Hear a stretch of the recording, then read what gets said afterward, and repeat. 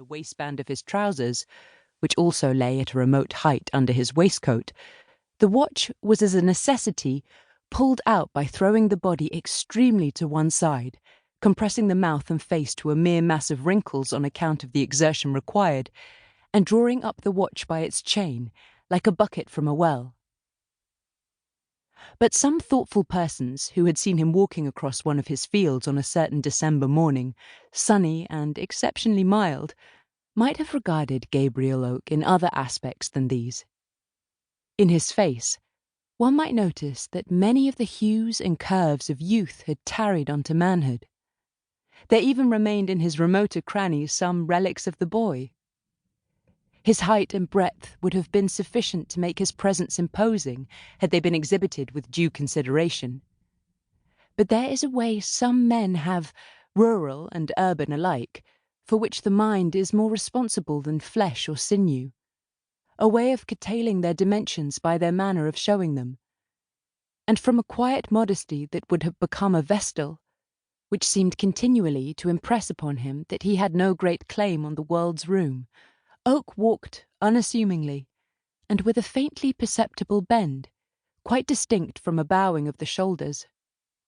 This may be said to be a defect in an individual if he depends for his valuation as a total more upon his appearance than upon his capacity to wear well, which Oak did not. He had just reached the time of life at which young is ceasing to be the prefix of man in speaking of one. He was at the brightest period of masculine life, for his intellect and emotions were clearly separate.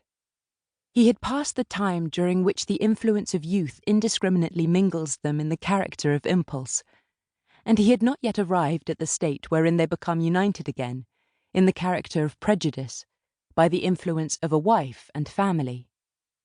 In short, he was 28 and a bachelor. The field he was in sloped steeply to a ridge called Norcombe Hill, through an adjunct of which ran the highway from Norcombe to Casterbridge, sunk in a deep cutting.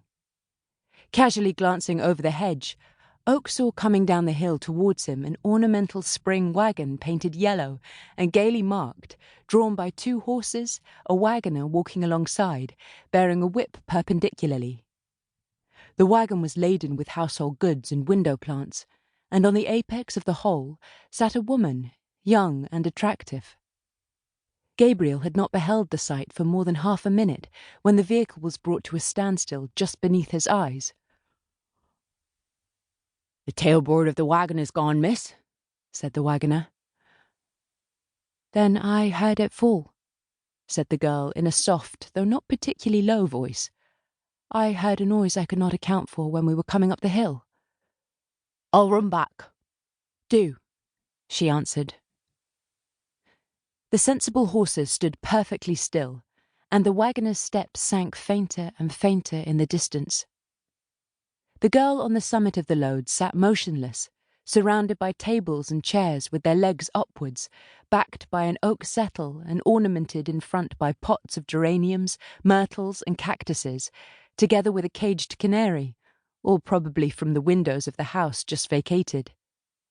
There was also a cat in a willow basket, from the partly open lid of which the animal gazed with half-closed eyes, and smilingly surveyed the small birds around. The handsome girl waited for some time idly in her place, and the only sound heard in the stillness was the hopping of the canary up and down the perches of its prison. Then she looked attentively downwards. It was not at the bird, nor at the cat. It was at an oblong package tied in paper and lying between them. She turned her head to learn if the waggoner were coming. He was not yet in sight, and then her eyes crept back to the package, her thoughts seeming to run upon what was inside it. At length, she drew the article into her lap and untied the paper covering. A small swing looking-glass was disclosed, in which she proceeded to survey herself attentively. Then she parted her lips and smiled. It was a fine morning, and the sun lighted up to a scarlet glow the crimson jacket she wore, and painted a soft lustre upon her bright face and black hair. The myrtles, geraniums, and cactuses packed around her were fresh and green, and at such a leaf